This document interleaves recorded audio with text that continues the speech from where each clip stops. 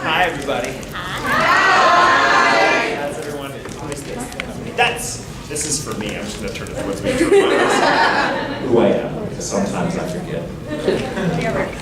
That's how I say that. How's everyone doing today? Having a good time at Metrocon? Yes. How about you? I'm sorry, are we having a good time at Metrocon?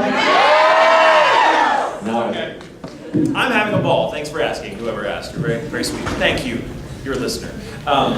Yeah, my first time here, and I'm a fan. I love it. So, this is a Q&A, and show of hands of anyone that's been to a Q&A of mine before, because I've been to Florida a few times, or you've seen, oh, now keep your hands up. Now, those of you who've seen me do a Q&A on YouTube, or something like that. Okay, so most of you know my style. I ramble. Yes. It's what I do. So I might answer 3 questions in an hour. So that's how it goes. I do ask, though, for those of you, I do try to pick you guys at random if you have a question, so don't feel like butthurt if I don't pick on you and you've had your hand up the whole time. It's not because I don't love you, I just want to answer your stupid question.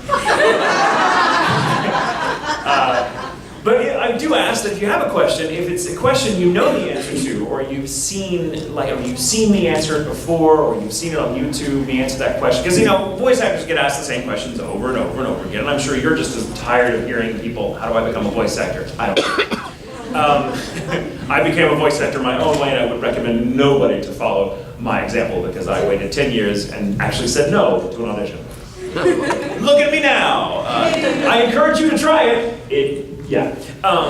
So ask new questions and ask questions that I can riff on. Yes or no questions are fine, but they get kind of boring. Like, hey, what's your favorite color? Purple. Okay, good. None of us are the wiser for it. I also, for some reason, and this is my own weird anxiety as a person, my favorites questions bug the hell out of me. Not because I'm like, ugh, but because I'm like, oh God, suddenly I have to pick a favorite. So I frequently get asked, who's my favorite character? And I'm like, it's a good question. It's perfectly solid. You all have your own favorites, I'm sure. But at my age, with all the characters I've played, I have over 230 characters to my credit. Now, just a lot of people to have in your head, and they're all up here. Even Soldier A is like, the one who says freeze and gets shot and died. His name is Ralph, and he has a family. He is in here, and so picking a favorite is like incredibly difficult, because if I want to be like, oh, my favorite character is Sebastian, because he's pretty awesome, and it's easy favorite. But if I said that, I then have 229 characters in my head in my hotel room later that night going, you're a bastard. So favorite questions like that are like, I hate them. For that reason, they fill me with anxiety. I suddenly feel compelled to rank my experience, and I'm not qualified to do that yet, because I have a lot of living left to do. So I don't know what the best movie I've ever seen is. Hopefully I haven't seen it yet. Did that answer that? So, how do you become a voice actor? Take workshops, come to Dallas, I teach them now. Haha, answer that. My favorite character, I don't have one, they're all my children. My favorite color is today purple. Sometimes hunter green, sometimes dark or gray. My favorite animal is a French bulldog, and my favorite person is my partner Brandon, who we've been together for 5 years now, and ninjas or pirates? Ninja. Pirates. Ninjas seem cool, but that's a high-stress job. Pirates have a little more freedom. And waffles or pancakes? Both. I cannot imagine a world where I have to choose. And yes, all right, so who's out?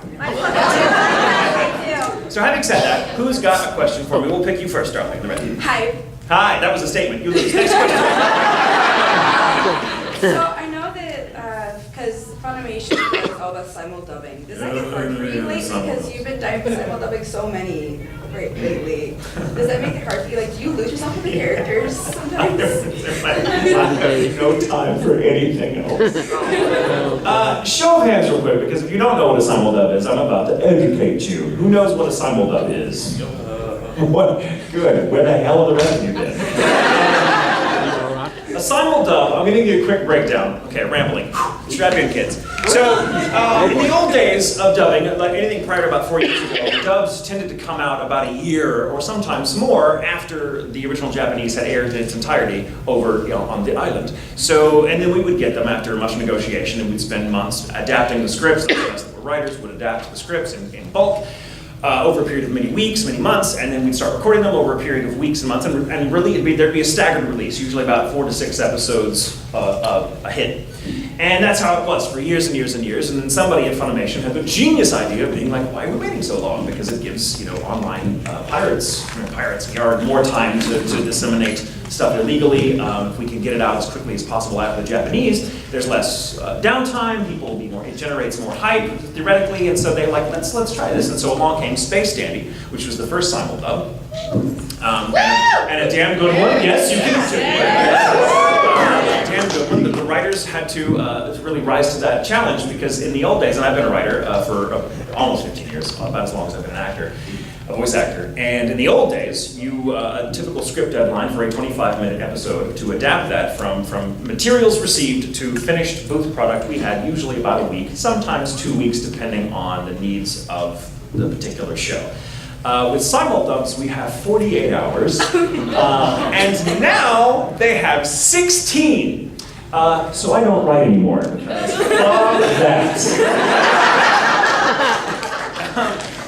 As much as I love writing, I also love living and pursuing voice acting and seeing my family and you people. So I think that's a ridiculous time frame within which to expect anyone to produce good work, even if you're really awesome. So I don't agree with it, and I said, thank you, no thank you, Funimation.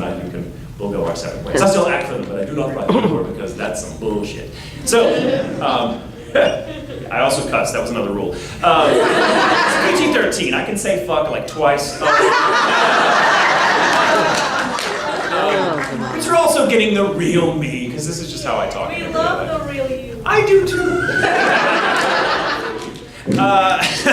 So that's how simuldubs used to go, or that's how dubs used to go, and now with simuldubs being the norm, and for a first couple of years they would do like a few properties would be simuldubs, and everything else would be DVD release, which was the old way of writing and producing and all that other wonderful stuff. Now as actors, when you are cast in a show, they don't know what your line count is going to be week to week, because when they are working on episode 1 of the dub, for the simuldub, episode 2 is often as not still being animated in Japan. So we don't know. Like if I may play a main character who in episode 1 has 170 lines, which is X amount of hours, recording hours.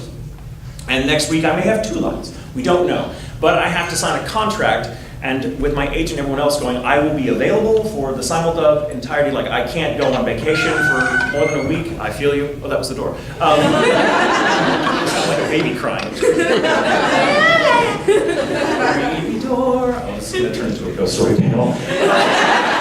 Goodbye. So as an actors, we have less freedom because we're kind of on call now, because we don't know what our week is going to look like. So sometimes it's like, cool, I got the main part, awesome. Wait, I don't have. Oh, I die next week. Well, wow. So it's weird, and so many of us are in a lot of shows because obviously with the quick turnaround time, Funimation wants to use the more tried and true actors that they know are quick and dependable and efficient, like those of us that have been doing this forever. So we get cast in everything because it makes the directors' lives easier. And it's really stressful, and I have mixed emotions about it. As an actor, I love it because I can go in and come out, and I like that it comes to the dub gets to you guys so quickly, so that you're like, oh, this show is really cool, and we're kind of discovering it together as fans and actors, and that's really cool. I think the deadline is really inhuman, and I think at some point something's going to break, and I don't know what it is, and I hope it's not the show or your hearts. Yes, simuldubs, that's the thing. And you can there's a subscription service at Funimation, and that's where you go to watch the Funimation dubs. That's what simuldubs are, for those of you who don't know. Thank you for bringing that up, and I just went for 10 minutes. You sure there. Yeah. Okay, quick scenario. You come across Retro's time machine, the working version, and you can try to time travel to any point in time you want to. Okay, first of all, you're asking me a time travel question, like where would I go in a time machine? Having played Okabe, the answer is fucking nowhere. I don't want to mess with that shit. I would go back in time and tell Okabe to never touch it.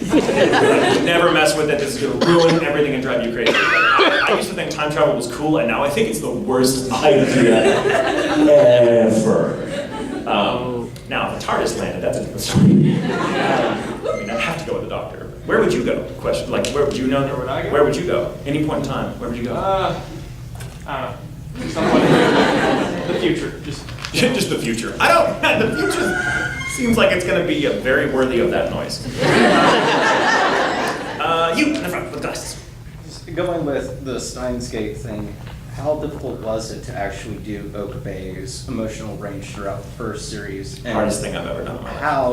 how excited are you to do the episode Steins Gate 0? The simuldub of Steins Gate 0 is already up to episode 12. Yes. So we're about halfway through the series, and it's devastating. It's absolutely devastating. For those of you that know Steins Gate, you know that about halfway through the first series, it goes from lighthearted comedy, intelligent comedy, to dark and really, really raw. And there is, in fact, a scene, I've talked about this before, so those of you that have heard me, forgive me if I'm repeating myself, but there's a very particular scene in the first season, around episode 14, where he's in the backseat of the car. You know that scene, and it's a devastating moment. It's such a simple little moment, and when because I was working on the show as an adaptive writer with the marvelous Patrick Seitz, and I got to write that scene, and when I did it, I cried my eyes out just watching and hearing the original Seiyu, who kills it.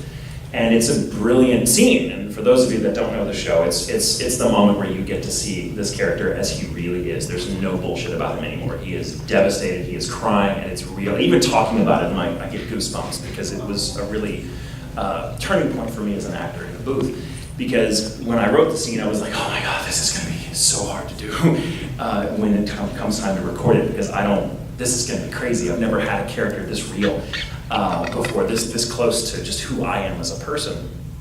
And I went in the booth and I had to record that scene, and I lost it. I lost my mind. I had a complete breakdown and cried, said the lines through the breakdown, it's not professional, and then had to walk out the booth, I had to go splash water in my face and walk around sobbing like an idiot, over at through Funimation. And then I came back in the booth and the director was like, good news, that worked. So if you don't want to do it again, we can just keep what we got. Keep it. I'm not ever doing it. And so I still can't watch that scene. So that's about halfway through the episode, and now that emotional level is where we start in the new stuff. There's no Hoen Kyoma anymore. He's a broken man at the beginning of Steins Gate 0. Hoen Kyoma is a thing of the past. He is now just Okabe, and he's utterly PTSD'd, and he wears all black, as though in mourning for his own self. And he's in hell. He's in the worst kind of hell, where he is utterly isolated and alone, and no one quite understands, where he's coming from. It is like where he was at the lowest point of the original series times 10. Hi! That was just the greatest reaction. She came in, she's like, the schedule was right, it's him. She thinks I'm Todd Abercorn. You look amazing, by the way, I love your cosplay. So getting to reprise Steins Gate, no, sorry, I just put you on the spot. She's like, I'm dying.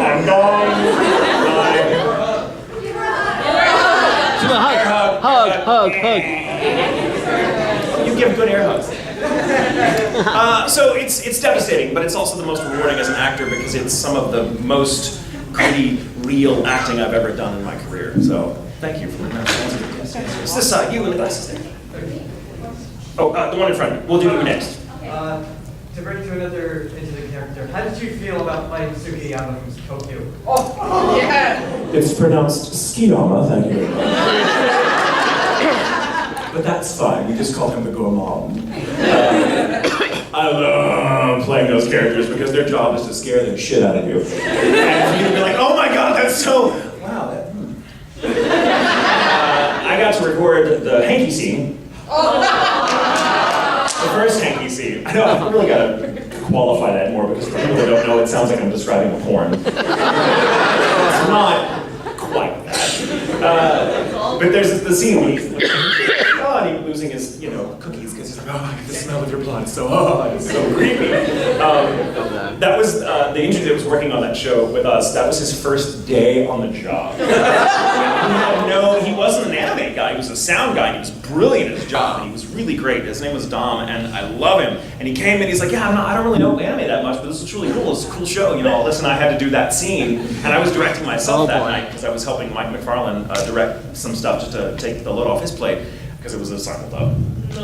And I had to do the scene, the hanky scene. I was like, oh my God, I love doing this kind of stuff. It's so crazy and out there. And Dame saw the Japanese preview, and he's like, what the hell is going on? And again, there's a big wall of glass between he and I, so he can see everything I do. And I'm a very physical guy. You may have noticed I gesture a lot, and I take out microphones. Tie my hands behind my back. I can't have a conversation with you.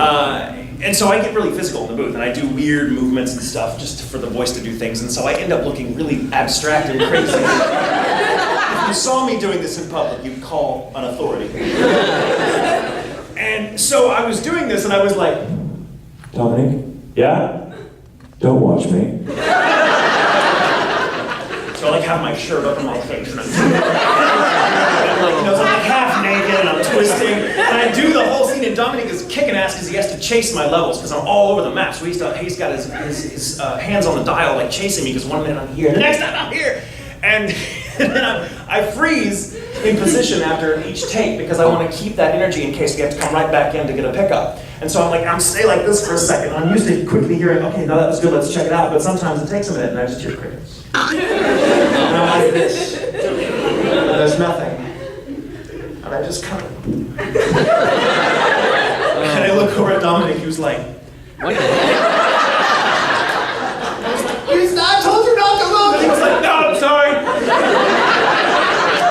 Oh, God. I don't know what to do. So we got through it, and it was really funny, and like he was like, then he talked about that scene, like seeing me do that for weeks. He's like, that Michael guy is weird. And I'm like, oh yeah, you're figuring that out, right? And then like, and he kind of got his groove, and then 4 weeks later, there was another hanky scene. He's like, we gotta do this again. I was like, ha! This time, I want you to watch me. Let's see, someone who picked on, that's you there at the end. Okay, so have you ever done like pranks in the booth, like with other voice actors that you work with? I mostly just fart right before. I hotbox it, it's called. We leave bombs. There's not a lot of time anymore to like really prank people. Voice bombs. But we do leave bombs whenever there's a chance. Bombs, not literal bombs. Good luck, whoever's coming in after me. That's what farting is. Just fumigate the whole booth. Jesus! Tatum was in here. I'm an awful person.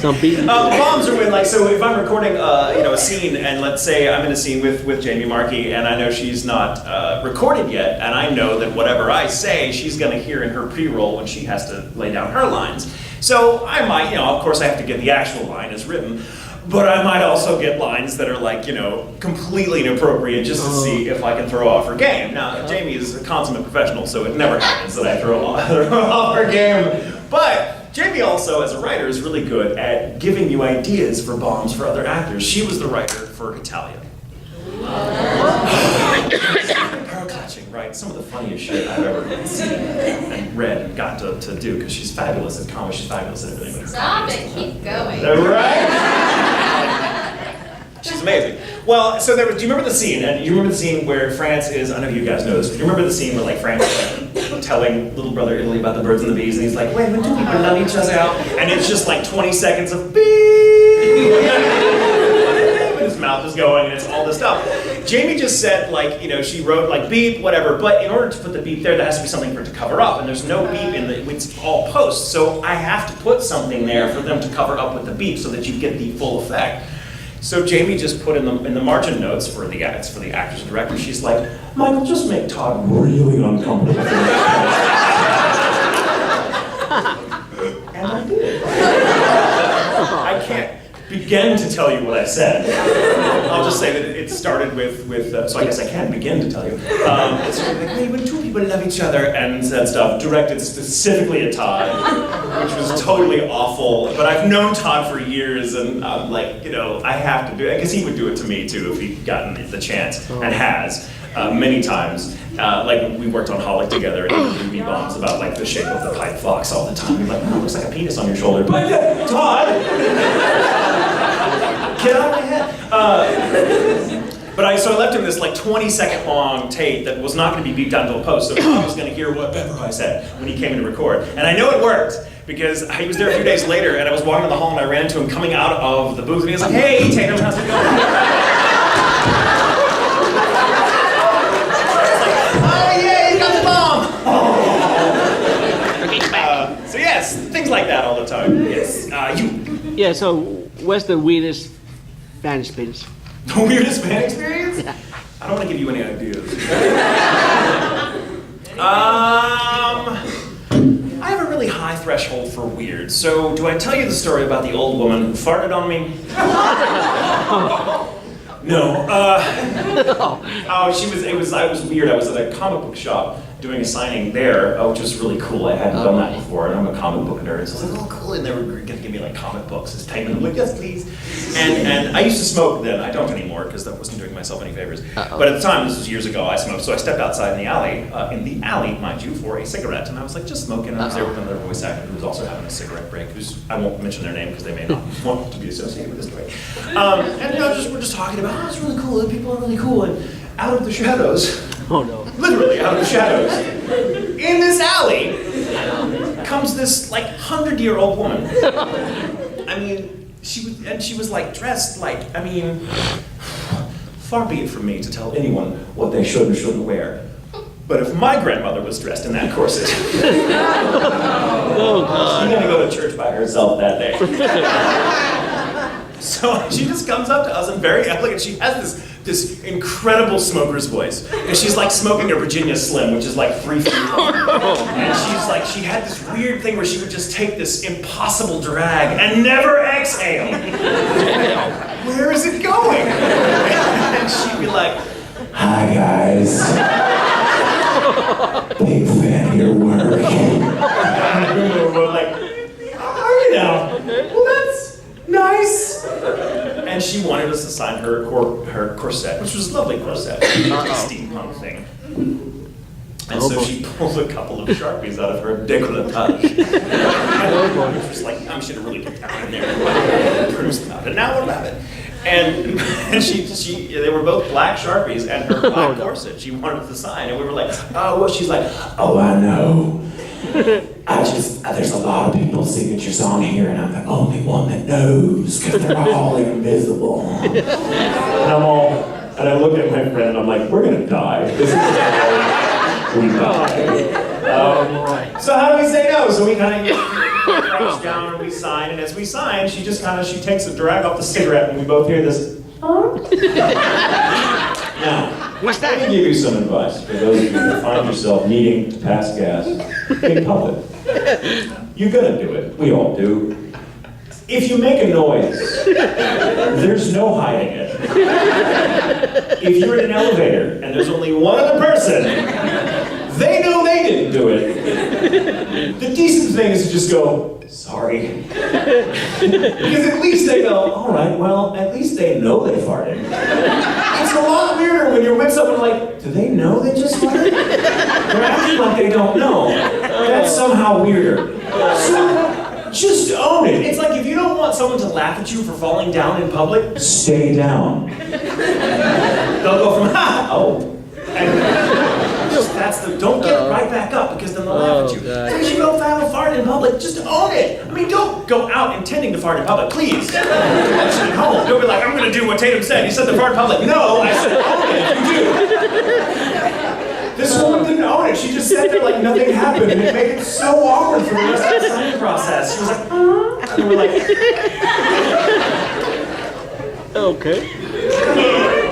and her back, she was like, thank you so much. And she just walked off into the night, and as far as I know, collected our souls. I also had someone chase me in a hotel once, and I thought it was really, it was my fault, because like I was waiting for an elevator at Cannes several years ago, and I heard someone go, ah, and I was like, I know that gas, and I saw this flash of color, and it looked like a black butler color, like I'm very sensitive to that color scheme in my peripheral vision. I'm like, that looks like CL blue. That's a Madame Red, that's Grell Red, run! So I go, hee, and I just run to the side. Just to see if they'll chase me. And she did. And it was like Scooby-Doo.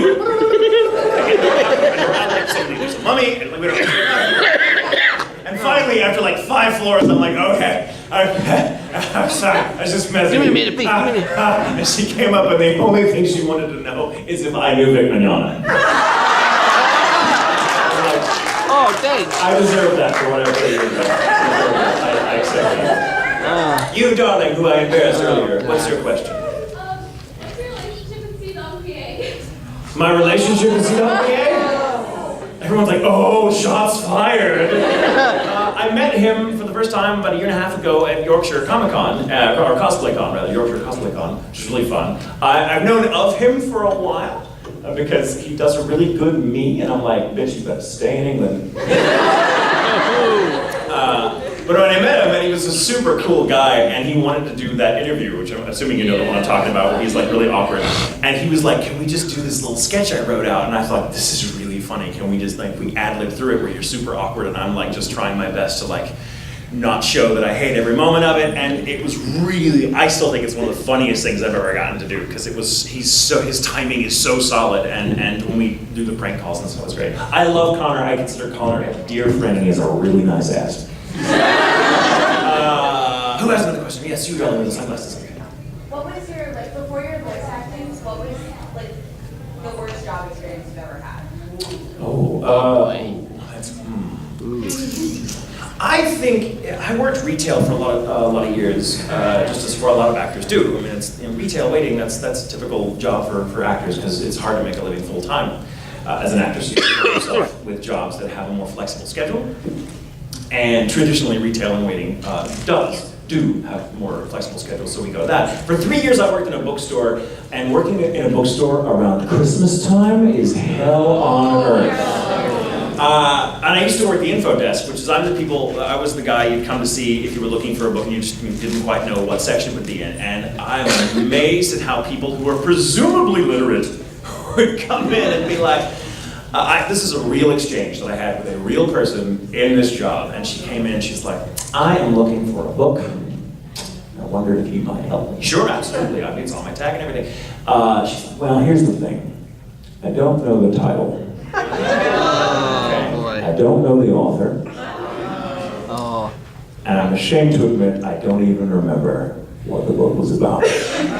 But I know that it's coffee table sized, it's blue, with gold lettering, and you had it here on display at this table Christmas about 4 years ago. And I remember at the time thinking to myself, what a wonderful gift that would be for my college-age daughter. Do you have a way you can look that up? And I'm like, No. no. But I can take you to every blue book with yellow lettering that I know of because of my shelving experience, and then I just delight in like taking like, you know, the Kelly's blue book and be like, is this it? No. How do you know? That kind of stuff was really, people get really nasty at Christmas time too, like, you said you'd have the new Harry Potter, I hate you, and like, that throw a flip a tail, and people lose their minds. It was also in a really rich neighborhood, and those people are the worst. People that would come in like the last 2 minutes before we closed at like midnight, it was open really late around the holidays, so people could shop. This guy would come in at like midnight and be like, I'm just gonna shop around, and he bitched at me one night because it's like, it's 12:30, and I'm like, can we go home, please? But I said it in my nice way. I'm like, oh, sir, you know, we're trying to close up the cash wrap. If you could just come up and use, like, oh, I've never been kicked out of a store in my life. I'm like, well, congratulations. Let me know how this feels. And that kind of stuff. I had that job, and that was kind of the worst, because people, I don't know, I don't deal with entitled people very well. That was like, I learned that about myself. People come up and you boy, help me do this thing now. I'm like, shh. Screw you, lady. You, darling, you've got the green skirt. Okay, so sorry, just one moment. So if you were to get your hands on the IBM 5100, and the thing is, you can't get rid of it. Like you can either have to like check somebody else, or you're just kind of stuck with it. What would you do with it? Hide it. So you say I couldn't get rid of it. I could get rid of it. I would tie it up in a bag and like lay it down with rocks and throw it in a river. The IBM that's the computer that like allows time travel. Is a big component of why time travel is possible in Steins Gate. And as we all know, who's seen Steins Gate, time travel is a bad idea. But I don't know. I think I would just have to like, it would be like that like thing I just kept in a cedar chest somewhere and never spoke of. And I would have to write like one of those old Victorian letters to someone like, here to my grandchild, you inherit the family curse, you know, after my death. Like it would be that thing, just passed on, never use it. This side of the room again, let's see. You with the purple hair, I told, yeah, you're eater, right? You eat it? Yes, I'm Oh, Toka, sorry, my bad. I saw the glasses, threw me off, but you look great. What's your question? So my question is, Take your time, it's fine. I'm sorry. No worries. Okay, so what was your biggest break? What made you get your biggest break in the voice acting industry? My biggest break was undoubtedly Kyoya in Oran. Yeah. I'd only been voice acting full-time for a couple of years by then, and that was the first show I ever did that was as big as it was. And I had been told, like, oh yeah, you're gonna be in the show, it's gonna be really big. And I'm like, okay, cool. I had no concept of how big. And then when they flew us out to a convention, Anime Expo, I believe it was, in 2008 or 9, to do the cast announcements. And it was like a room of like 10,000 people. And I was like, what? And they came up, and no one knew who I was. So they were really pissed that some nobody was playing Kyoya. And I was like, sorry. But they, you know, once they saw it, once everything came out, you know, people liked it. And then I had this great experience where a few months later, after like realizing, wow, this show's really popular and they hate me because I'm nobody. Oh God, you know, which happens. That happens in this career line sometime. And I'm like, cool, I guess I've arrived. But we did a premiere in Dallas, which is where I live. Funimation operates. We did a premiere of like the first 2 or 3 episodes, and there a few of the cast went, and like we had the costumes on. I think it was really cool, and we took questions between showings. And this one guy that was dressed in this really awesome samurai outfit, I'll never forget, stood up and asked her a question. I was like, I just picked him because he, you know, I like your outfit. What's your question? And he was like, well, this is not so much a question. It is a comment for Mr. Tatum. And he said it in that tone. I'm like, oh shit.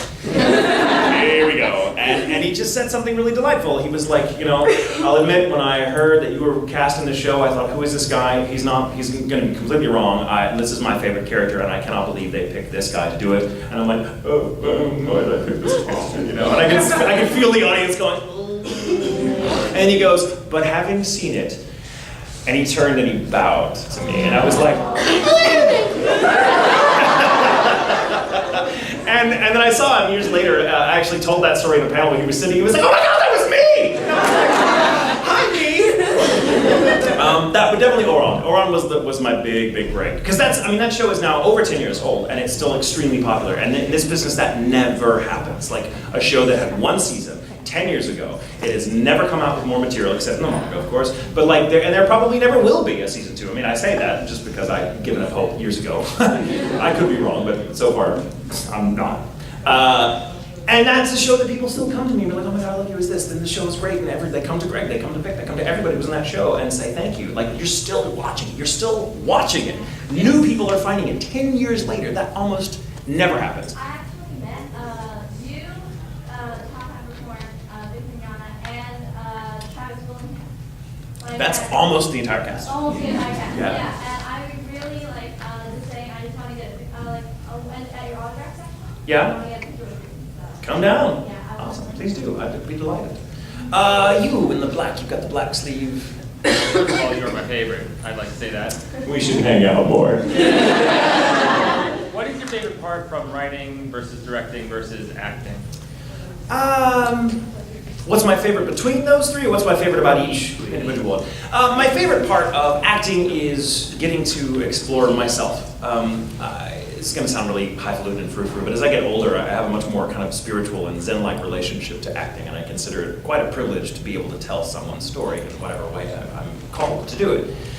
I was drawn to acting as a young person because I didn't like myself very much. I mean, who does at that age? I mean, I couldn't stand myself. I wanted to be anybody but Michael, and so I was drawn to acting because I could pretend to be someone else. And it was liberating, you know. I had the freedom to, like, I could just not be me for a couple hours on stage each night, or doing this show or doing that. And the more I've kind of delved into acting and really studied, because I continue to study it all the time. I take workshops. I mean, it's a continued effort. Most of the work comes before the actual performance. Like 90% of the work comes before the actual doing of what you think of as the work, the audience. And the longer I do it, the more I've realized, like, there is no such thing as a character. When I'm voicing someone that you love, I love them too, of course, but when I'm voicing someone or playing someone on stage, it's just me. It's just some facet of my personality that just doesn't come out elsewhere. But here in this show, in this scene, with this person, it has a context that brings it out. And it's just me, even if it's a different voice or a different accent, it's all just me under different lenses. And it's really liberating because rather than being an escape from who I am, I'm learning who I am the more I act. Somewhere inside of me is Sebastian, a demon, that's super suave and has all the answers, but really just wants to eat your soul reborn. Somewhere inside of me is an itinerant peddler from medieval Germany, who falls in love with a wolf god. Somewhere inside of me are all these people, and I relate to them on such a deep level. Somewhere inside of me is a guy that thinks he's a mad scientist and who has a breakdown when it's him or his best friend. And that's all me. I have a weird memory of being these characters where it's like it actually happened to me, where I don't always remember lines that people are like, do that line. I'm like, I don't remember the line, but I remember the experience just like you might remember a really intense experience. And that's my favorite part about acting. My favorite part about directing is getting to work and be on that journey with an actor who's kind of, crafting the performance as they go and being part of that in some way. My favorite part of being a writer when I still did it was getting to write dialogue that actors could really breathe through and really find themselves in, and then getting people whose acting chops I respect, to have them come up to me and be like, man, thank you for that script. It was so much fun. I really got to sink my teeth into those words, and you helped me find the character. That's the best feeling in the world. So those are my favorite things. These are a few. You in the very back, don't you have a Kermit or a frog? Is that like Muppet Babies Kermit? Yeah. Oh, Love it. I have a question. Out of all your characters that you've played, which is your favorite to quote? Like when people ask you which one is your My favorite to quote is when people ask me, I like doing unusual quotes that people don't expect from characters that they think they know, or they think they know what my answer is going to be. So when people are like, what's your favorite Sebastian? I'm like, oh, my favorite Sebastian is we'll have to roll. I'm simply one hell of a deer. If she says, it's canon at some point, and that's my favorite Sebastian line. My favorite, but that's one. But my favorite one, because the reaction always gets is someone asks me like, what's your favorite kill you line? I'm like, oh, very simple. What is it now, Daddy?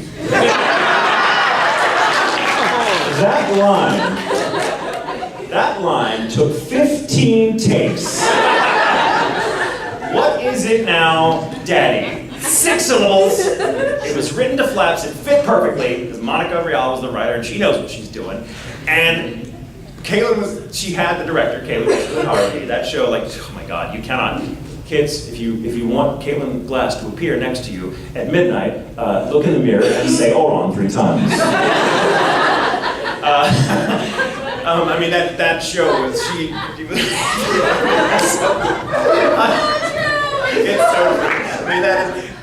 Caitlin is such a wonderful director because she loves everything she works on like it is her child, and she's loved nothing more than Oron in her life. I mean, she's got nothing but love to give for her shows, but Oron is her baby. She was laughing every time I did that line. She's like, well, Tatum, that was really good, but it's too sexy, and it's not a sexy line. It's just him saying, what is it now, Daddy? It's his nickname. I'm like, oh, okay, gotcha, okay, coming in for it again. What is it now, Daddy? No, you did it again.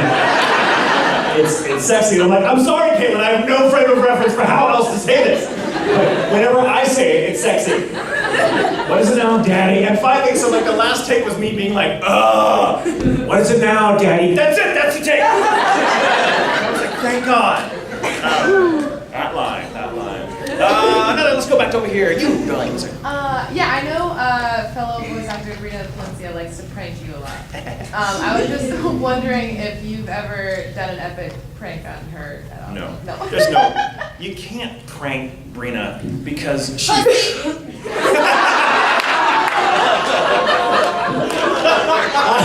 Shut up, Jamie! You prank her!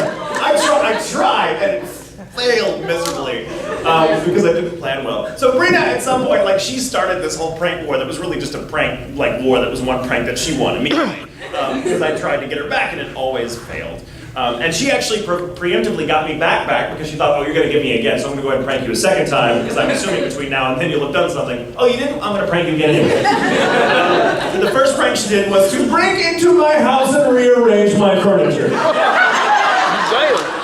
Where I came home after a long night What out, the hell? and I'm like, why is my front door? The bolt isn't locked. Okay, I walk in. What? I just do that stupid thing where I like walk out to make sure this is my house. It's my house. Where? Couch is over here now, TV's over here, all this stuff. There's a $5 bill with a note on it that says, "We have fun, thanks." Waiting for me on the couch. I'm like, this has got to be Brina. I called Brina, and Brina is such an amazing actress that she was like, "No, what are you talking about? That's not me." And I totally bought it. Now she will tell you, she called me right back. Let me know, ha ha ha ha. By that she means she fell asleep and called me back 9 hours later. And she woke up and said, "Oh, I never told Tatum that was me. He's probably scared to death." Because I went through a list of all my likely suspects, and they all had alibis. And I'm like, this is a crazy person. The crazy person has broken into my house. Oh my God, they found me. They found me. A fan has found me. I have to tell you that just a few months prior to that, on Halloween, we got a lot of trick-or-treaters. And I answered the door without thinking about it, because I'm like, trick-or-treaters, yay! Big bowl of candy, and I'll just like, toss candy. Oh boy. Or throw it out in the yard. Go! But I open the door, and there is a seal, and it's a Sebastian cosplay. Imagine what's going through my head. At first, I'm like, oh, cool. Stop it. I immediately go into my Texas dad voice to be like, well, y'all sure do look cute. What are y'all supposed to be? And they look at me and I'm realizing they have no clue, none whatsoever. I'm like, thank God. And they go, I am a character named Theo Fenheim. This is my butler, Sebastian McKillis from And I'm all, well, I don't know what that is, but y'all sure do look adorable. Why don't y'all just take the rest of the bowl and I close the door, I'm like, they found me. I'm like, I have to move! And that was just a couple months prior, and then I come home to like rearrange furniture. She had left ice cream in the freezer with my name on it. The worst part was trying to explain that to the cops. Because the cops were like, wait, so they didn't take anything and they actually left you ice cream? That sounds like pretty nice, breaking and entering. Do you want to file a report? I'm like, yes! And they're like, I don't know, it's gotta be it's not a prank. Okay. I'm kind of a big deal in the anime world. Loves anime, like it's the most embarrassing thing. He's like, sure, you're a big deal. Meanwhile, I think there's like an axe-wielding clown under my bed. And then Brina calls me up, and she didn't just admit it right away. She was like, when they like rearranged your furniture, did they like leave ice cream in your fridge with your name on it? I'm like, yes. Oh my God. They did the same thing to me. I'm like, oh my God, we've all been targeted for death. The whole cast of Black Butler has been marked. There's someone that has all their names written in red lipstick on their hair. They just go. I'm like, oh God. And she's like, I'm freaking out. She's like, Brina, I'm coming to you right now. We're gonna call it. We got this. She's like, dumbass, it was me. Oh boy. So I've never gotten her back, so she just wins at life. The orange week, the red. So I was asked to ask you this, and I think they've asked you this before, but This is gonna go well. how did you deal with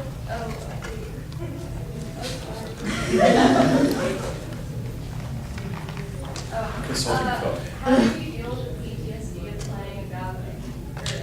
Okay, oh, sorry, no worries. How did I deal with the PTSD? I took a break from acting for a season. I couldn't go in the booth for a little while. So you'll notice after Steins Gate, there was about a year where I didn't do much. Because I was like, I gotta take a break. Because that was, also a turning point for me as an actor. Like that was, that moment in the booth that I spoke of earlier was there's a line you can't cross when you're an actor. Like it's important to really be vested in your characters.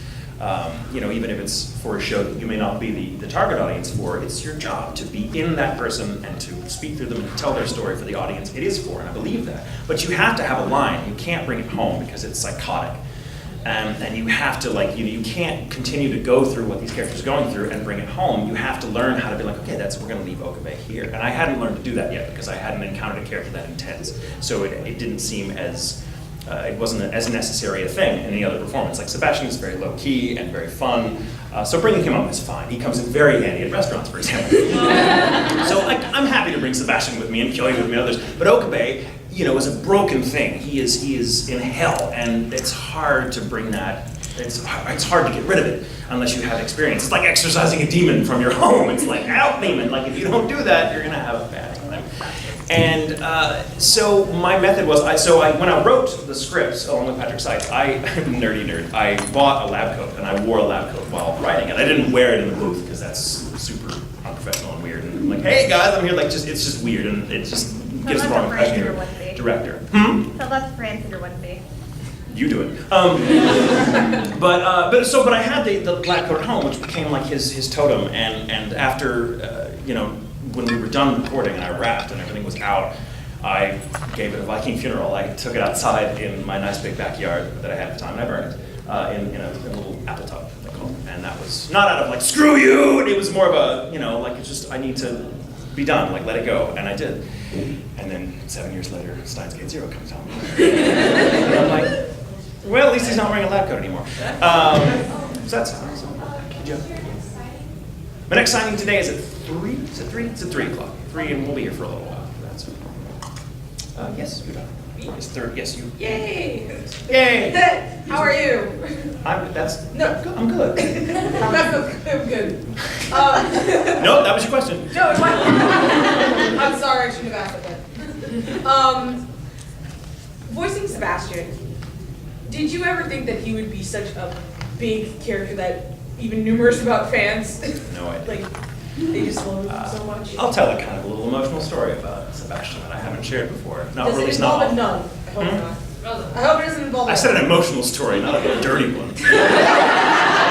There's plenty of those. Some people know this about me because I talk about it often, but when I was a little kid, the reason I became an actor is because acting literally helped me find my voice. I had a very severe speech impediment and a learning disability as a child, which held me back considerably. So from the ages of, until about 9 or 10, I never spoke. I didn't speak at all. I know what you're thinking. I've made up for lost time ever since. I had a speech therapist for 5 years who was this wonderful little British lady who speak and received pronunciation in a very suave Sebastian voice. That's where that comes from. That is an ode to the person that taught me how to speak. So even though I grew up in Texas and everyone else in my family has a sort of Texas drawl, which is real fun to do, it's not my natural voice because I learned to speak from a British lady who was like, the rain staples, making in the plains, that sort of, those sort of exercises that were lovely. She was crazy too, and she was just a beautiful person. She had ties to theater. She was an actress herself, and she still did dialect coaching for certain people, so she had ties to this children's theater, and she was like, we realized that the more she worked with me, I could speak clearly and without my impediment if I was reading from a script or something that I memorized. So she would thought, you need to look at acting.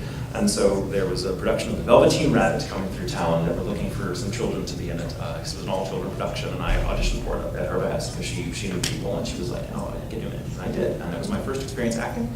And it was wonderful. I loved it. Oh my God, I can speak because I have words to say. And so years later, and because of my experience with this wonderful little woman who's long dead now, sad to say, but that British voice that I can fall in rather easily is because it's her. It is her voice. I'm channeling her. And so when given the chance to play this wonderful posh, received pronunciation character like Sebastian, it was my love letter to the woman that taught me how to speak. I went to Yorkshire, England, where I met Connor. We were talking about that earlier, where I met Connor, C.BA. And at that convention, everyone there was crazy about Sebastian, which weirded me out because I have all these British people going, do the voice. I'm like, it's your voice. Why do you care about an American doing your voice? Like, whatever, but they loved it. And they gave me so much love for Black Butler and Sebastian. And I'm like, it's a great show. I love it. It does not surprise me that the show is as well received as it is, but I'm surprised that people all over the place seem to really love and relate to Sebastian. And love that voice. I mean, it's deeply gratifying as an actor because I don't think about that until people come up and say, I love you. I'm like, thank you. Do a job. But I was with my partner Brandon, and and he enjoyed watching all these fans, all these British people do the voice. He was like, it must be really surreal. I'm like, it really is. Walking back to our hotel room, and he just kind of turns to me and he was like, Mrs. Britt was the name of my speech therapist. Can you believe it? Her name was actually Mrs. Britt. She is B-R-I-T-T. Mrs. Britt, Sonata Britt. And it's just so great. And sorry, I get choked up. But Brandon turned to me and he just kind of, as we were going up to the room, he was like, I bet Mrs. Britt would be super proud to know you're here. And I was like, shut up! So, like, it's a crazy thing. If you told me 8 years ago when I started playing that character that I would have an experience that profound based on this character, this demon who wants to eat your soul, I never would have thought it. But it just proved to show you never know where it's going to go, where it's going to end. Let me pick someone that hasn't asked a question yet. Who hasn't asked a question? You with the, oh, yeah, you just pointed to something. Go for it. How do you feel voice acting Peppermint and Pop Team Epic? Say again, what? How did it feel voice acting Peppermint and Pop Team Epic? Weird and funny. I love random and weird, so that was right up my alley, and I had a good time. Thank you. Now you, the other one. I pointed at you in the green shirt. Another story from the haunted theater that you worked at? Oh, ghost stories. Jamie, you just want to come up here and join me?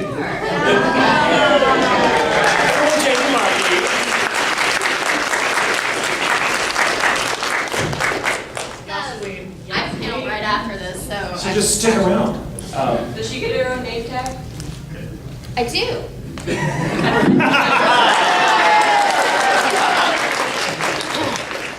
Yay. So I don't have any other stories about working at the haunted movie theater, but I have many other ghost stories, as does Jamie. So with that in mind, stay tuned. Michael and I, closer to Halloween, will be starting a ghost story podcast. Not just any ghost story podcast, just gonna be some special things. Right. I had a lot of ghostly experience as a child and growing up, because I don't know why. I mean, something about growing up in theater I think makes you susceptible, because you just kind of accept, yep, that's a ghost. I never got really good at being skeptical, because I could never be like, oh, it's swamp gas, it's all Venus. You know, and I was never good at that. I think, though, that has to be, as actors, our entire job is energy. All we do is take and change and release energy back out, and so we can really sense energy in a room, you know, and we feed off of that energy. And so if you walk into a space where the energy is just off, we're very sensitive to that, and so I feel like that has a lot to do with why a lot of actors are really like ghost stories, woo, and have a lot of ghost stories, because we're just a little more sensitive. In a way, someone said this in a book on acting that I thought was really cool. They compared actors to, they saw acting, the profession, as kind of the sort of modern day equivalent of ancient shamanism, because it is our job to kind of evoke personalities not our own, as though they exist somewhere else and we're kind of drawing them from the underworld and being their vessel. So no, that sounds very fancy and frou-frou, but that does, it is what it feels like. So frequently. we're shaman is what you say. We're shaman.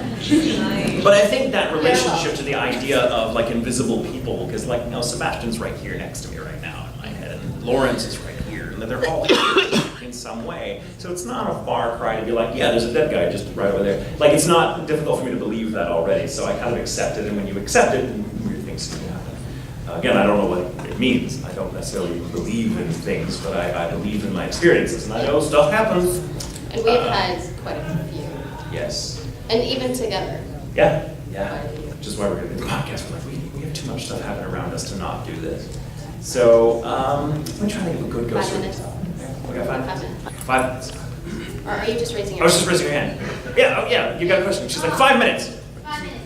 Who is your favorite character voice actor? Oh, you weren't here for that, were you? He's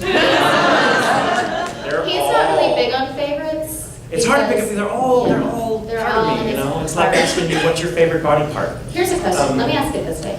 If you were getting called into the booth to reprise any role, what role would it be? Oh. That's even harder. There can be only one. Well, it used to be like it used to be Okabe, but then I thought about that. I was like, no, I don't want to do that again, because that's really hard and it's really devastating. It's such a good show and rewarding, but it's exhausting. And now finding myself having to do it is really difficult, and it's changing my relationship to acting altogether, because it's such a devastating show. But I want you to do more Lawrence from Spy School. that was Lawrence from High School. Is also, if I had to pick a favorite character that wasn't Okabe, it would be Lawrence, because I love his dialogue. Oh, Thank you, writer. whatever. But I love his, I don't know, his take on life, his characters. He's such a good guy. His energy. Yeah, he's one of the sweetest, smartest, and just all around like interesting people that I ever had the chance to play. Yes. No glasses on. Was there ever a role that you just didn't like, maybe you just didn't, care for? No. And I touched on this yesterday a little bit, but I have a reason why. Like, there have been many shows I've been in that I'm not the audience for, just because, I may not be. I've been in Pokemon, for example. I'm no longer the target audience for that show because I'm not that age range. I can be nostalgic, but it's different. There's many times I've played a character that I felt was like, this is nothing like me. But as an actor, I want to figure that out. I want to find this character. Maybe somewhere inside me is this guy. I feel very, very strongly that if I hate the character I'm playing, I'm a shit actor. Because my job is to find, it's not, Anthony Hopkins said once, if you play Hitler, you've got to learn to love Hitler, because that's the job.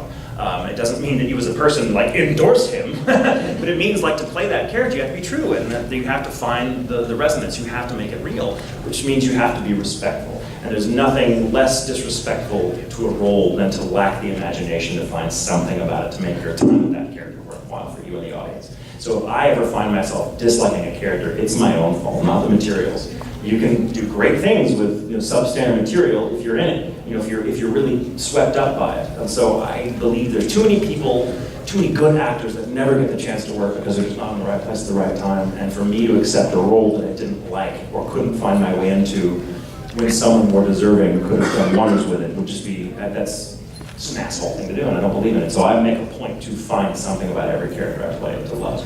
Even Ralph, the security guard that got shot after one line. You, in the glasses, yeah. So obviously you play a lot of, popular characters. Do you take inspiration from, the original Japanese voice actors? All the time, all the time. You just kind of do your own thing, or? Well, it's a little bit of both. I feel, I don't try to imitate them because that's pointless. You're never going to be as good you're never going to be as good at someone else's voice as they are at their own voice. So I try to capture, I let myself be inspired by their performance. Okay. We got a question? But it's being inspired by someone and going, cool, I react to what they've done and then I want to kind of see where that takes me. So I use their performance as a starting point and then try to take something else. It's very similar to breathing life into a part on stage. If you're playing, very rarely as a stage actor do you have the chance to originate a role. You're often playing a part that has been played by many, many hundreds of other actors, and so you look at it as being like, well, I'm not trying to best anyone or trying to be the greatest Falstaff or the greatest Hamlet or the greatest Willy Loman. I'm just going to be... You don't want to reinvent it either. No, you just want to do what's there and add your own take to the character, this whole continuum, this family of people that have all touched the role in some way, and that's the pleasure of it, is being to say, cool, I share this role with a number of people. It's wonderful to meet the Japanese seiyuu with whom you share a role because you can talk about the character and realize you both come at it from very different angles, but still came with the same kind of essential truths on your own. So yeah, it's good. I'm going to do lightning round now because I talk way too much. So if you have a question, raise your hand right now. You're not allowed to raise your hand after this. Okay. Rainbow. Are you registered to vote, and do you feel any responsibility with your platform to touch on the world outside of anime? Yes, and yes. Same, yes. More so, because I feel there is a deep responsibility there. Blue hair. Since you brought up Japanese voice actors, do you have any favorite Japanese voice actors? No. I love all the ones I've met. Have been super nice. But I mean, the guy that plays Okabe is really awesome. And so is Daciano. I've never met him, but I really want to. Yeah, sure. You. Yes. Favorite line from Black Butler, Book of Atlantic, when they flash back to when Ciel meets Sebastian. What's your favorite line of that? I don't have a favorite line. My favorite line, my whole favorite thing about Book of Atlantic is Lizzie's story, because she's a badass, and that's that justifies the whole franchise. Is what we learn about her characters. Because we need a woman like that. Yes, or Cherokee. Have you ever watched or rewatched something that you voiced in, heard your voice, and been like, wow, that's weird, felt really uncomfortable? No, yeah, all the time, all the time, all the time. Yes. Yeah, you ever go to a drive-through like that? Use one of your character voice? Drive-through? Yeah. I used to a lot more than I do now, but that's because everyone that works in a drive-through anywhere near Funimation knows all of us because we do it, and so they go, hey, Tatum. Damn it. Yes, my hero. What was your favorite arc or episode from Black Butler? So far, I love Book of Circus. Book of Circus is like the most, like, just solid one. The Book of Atlantic is a really close second. Because he gets to kill zombies on the Titanic. Book of Murder is I like that one. Book of Murder, you're awesome in it. Because I'm in it. True fact, for those of you that don't know, so my partner, Brandon McInnes, who's an up-and-coming voice actor himself and who speaks Japanese fluently, that's how we met. He was interpreting in a con. He plays all of the cats in the Book of Atlantic and Book of Circus and all the cats. Because the show's director, who knows both of us pretty well, thought it'd be really, really funny wouldn't it be great if the one thing Sebastian actually cares about is played by the one thing Tatum actually cares about. So like the scene with like all when Sebastian is hoarding all the cats in the wardrobe, that's all Brandon. But it's not true that he's the only person you care about. You are an amazing friend. But you were already in the show. Okay, I have time for one more quick question, and then I'll wrap it up. And then yes, you. What's your favorite AP trans line? What? What's your favorite? I hate favorites questions. I don't have one. I love the laugh. His laugh. The laugh, do the laugh, that's my favorite. Okay, tell a knock-knock joke and I'll do the laugh. Tell what? Tell a knock-knock joke. Or any joke. Knock knock. You put me on the spot, I can't do it. So who's got a knock-knock joke? Knock knock. Who's the other? Mike. Mike who? Mike Jones. I don't get it. I'm sure someone else has very funny jokes. Thank you. Guys, thank you so much for coming.